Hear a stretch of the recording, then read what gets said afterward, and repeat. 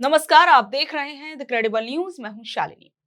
कहते हैं महंगाई की मार सबसे ज्यादा गरीब की कमर तोड़ती है। नोएडा जैसे शहर में जहां कमरे का किराया और राशन ही आसमान छू रहे हो, वहां पर 11-12 हजार की सैलरी में किसी का घर कैसे चलता होगा।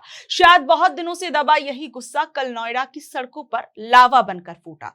कल जो हुआ वो सिर्फ प्रदर्शन नहीं था, वो सिस्टम के खिलाफ एक हताश मजदूर की चीख थी। सवाल यह है कि आखिर 42 हजार कर्मचारी अचानक सड़कों पर कैसे आ गए। क्या हमारा प्रशासन सो रहा था या जानबूझकर इस गुस्से को नजरअंदाज किया गया। कल की तस्वीर आप देखिए, सड़कों पर पत्थर चल रहे हैं, गाड़ियां धू धू कर जल रही हैं और पुलिस की गाड़ियां तक पलट गई। 9 अप्रैल से ये मजदूर अपनी सैलरी बढ़ाने की मांग कर रहे थे, लेकिन किसी ने इनकी सुनी नहीं। नतीजा क्या हुआ? 18 से 30 साल के कई नौजवान लड़कों ने कानून अपने हाथ में ले लिया। पुलिस कह रही है कि ये सब बड़ी प्लानिंग से हुआ। व्हाट्सएप ग्रुप बने, QR कोड बांटे गए और ट्विटर पर भड़काया गया। लेकिन सबसे बड़ा सवाल यही है कि जब ये सब हो रहा था तब पुलिस और सरकार का खुफिया तंत्र कहां था? क्या उन्हें पता नहीं था कि 42 हजार लोगों का गुस्सा कभी भी फट सकता है? योगी सरकार ने अब जांच के लिए कमेटी बना दी है। सीएम साहब कह रहे हैं कि अराजक तत्वों से सावधान रहे, लेकिन सबसे बड़ा सवाल यही है कि ये नौबत आई कैसे और क्यों। हरियाणा में सैलरी 35% तक बढ़ जाती है तो यूपी के मजदूर को वही हक क्यों नहीं मिल पा रहा? क्यों उन्हें बोनस और ओवर टाइम के लिए सड़कों पर पत्थर उठाने पड़ रहे हैं? आज नोएडा के चप्पे चप्पे पर फोर्स तैनात है। मदरसन जैसी बड़ी कंपनियों के बाहर भारी पुलिस बल खड़ा है। RAF और PAC के जवान रूट मार्च कर रहे हैं। पुलिस ने 300 से ज्यादा लोगों को उठा लिया, लेकिन क्या सिर्फ गिरफ्तारियों से मसला हल होगा? पुलिस कमिश्नर लक्ष्मी सिंह का कहना है कि कुछ लोग पीछे से भीड़ को उकसा रहे थे और इसकी फंडिंग की जांच होगी। ठीक है, जांच कीजिए, लेकिन उन मजदूरों का क्या जिनकी जायज मांगी महीनों से लटकी हुई थी? नोएडा एंटरप्रेन्योर एसोसिएशन कह रही है कि करोड़ों का उनको नुकसान हो गया है।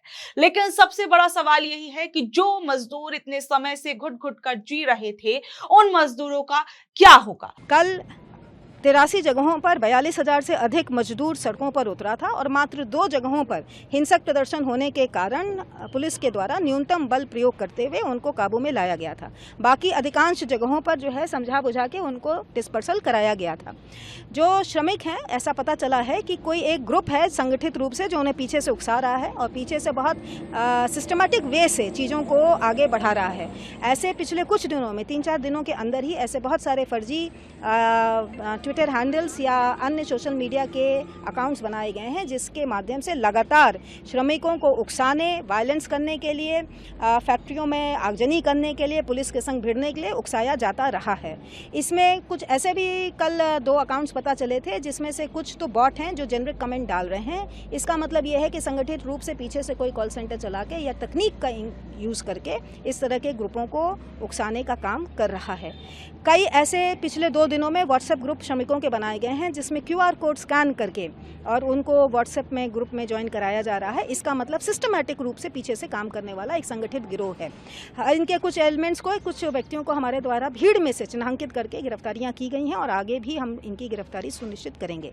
इनकी फंडिंग की भी जाँच होगी और यदि पाया जाता है कि इनको देश के बाहर से या प्रदेश के बाहर से फंडिंग प्राप्त हुई है तो उस दिशा में भी काम किया जाएगा। वहीं मैं आपको बता दूं कि जिस तरीके से कल नोएडा में जो मंजर देखने को मिला, उसके बाद कई मजदूर एक मीडिया हाउस के बाहर पहुंच गए। वहां पर भी उन्होंने अपना गुस्सा जाहिर किया और वहां उस मीडिया हाउस से एक एंकर को आकर जो है उन लोगों को समझाना पड़ा। आप वो तस्वीर और वो वीडियो देखिए। से लगातार जब से प्रदर्शन शुरू हुआ है, हम तब से एक तस्वीर दिखा रहे हैं, ठीक है ना? 3 दिन हो गए हैं और आप लोगों की मजबूरी मैं समझती हूँ, ऐसे कोई सड़क पे नहीं निकलता है ना। लेकिन जब तक अपनी बात आप लोग थोड़ा शांति से नहीं बोलेंगे, सही बात नहीं आएगी। आप लोगों का नजरिया गलत दिखाई देगा, नहीं चाहे ना, बात सही आनी चाहिए। और हल्ला कोई नहीं करेगा, आराम से सुनना है। जिसका समस्या बता दो।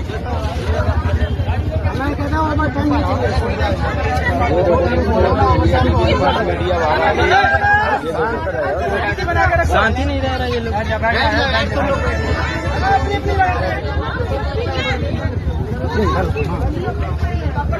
बहरहाल अब ये भी कहा जा रहा है कि सैलरी बढ़ाने को लेकर आज कोई बड़ा फैसला हो सकता है, पर सवाल वही खड़ा है, क्या सरकार को हर बार किसी बड़े धमाके या हिंसा का इंतजार रहता है?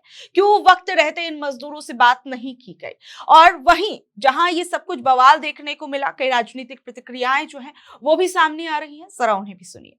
आगजनी भी, फिर वहाँ पे टीआर गैस शेल फायर की है कि हालांकि अब यूपी सरकार का कहना यह है कि भ्रामक खबरें फैलाई गई थी, कार्रवाई होगी और एक समिति का भी गठन कर दिया गया है एडिशनल चीफ सेक्रेटरी की अध्यक्षता में। उत्तर प्रदेश की सरकार झूठ बोलने में नंबर 1 है।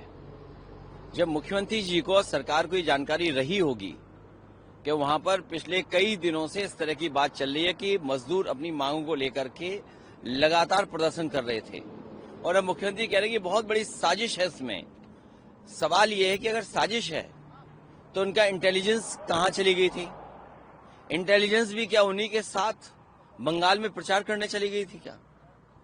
ये साजिश जो बता रहे हैं वो अपनी नाकामी छिपा रहे हैं।